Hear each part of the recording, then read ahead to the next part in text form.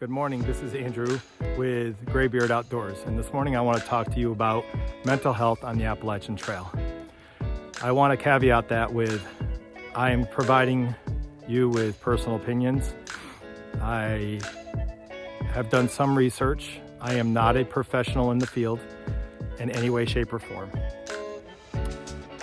I have post-traumatic stress disorder myself from my time in the military. And that's the reason why I feel like this is a very important subject to speak about. A few weeks ago, I was reading on one of the Facebook pages that there is some training, military training, that occurs in the Georgia section of the trail, which has led me to wanting to have this conversation.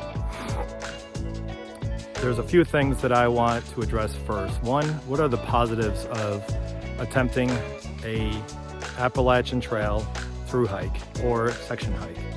Well, one, it helps with reducing the likelihood of negative talk or self-doubt.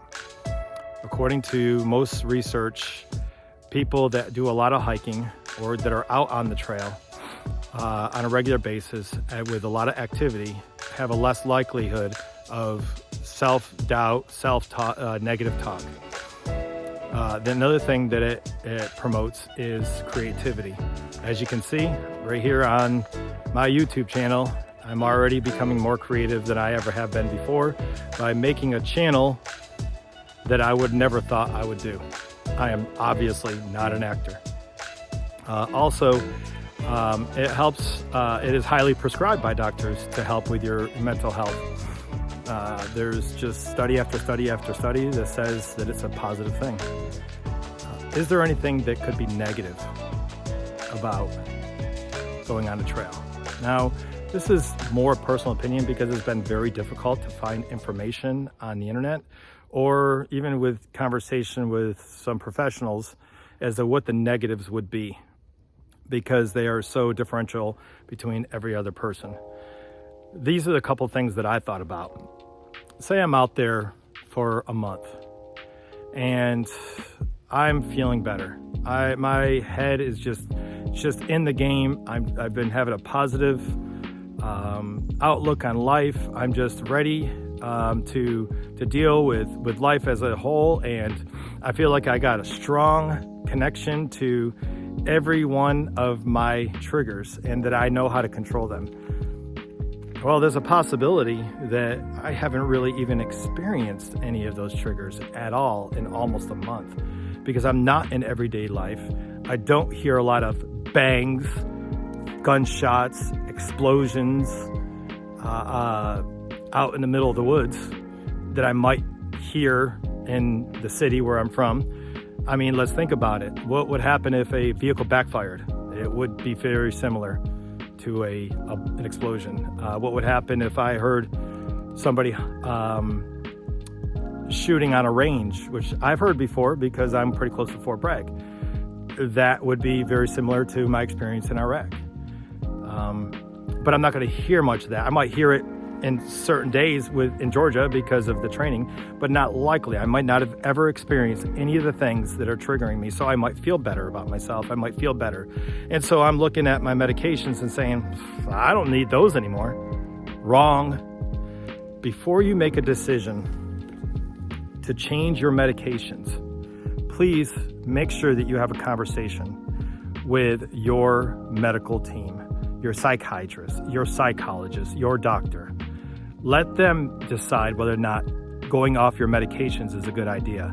Some medications require you to wean off of those things, and it could take weeks, it could take months. Don't just decide on your own that, hey, I feel better, I must be healed, and I'm going to stop all that stuff. What's another potential negative? Another potential negative may be that you feel so confident, feel so focused, feel so great because every day you're out doing 10, 15 miles a day and your activity level is extremely high and you feel euphoric.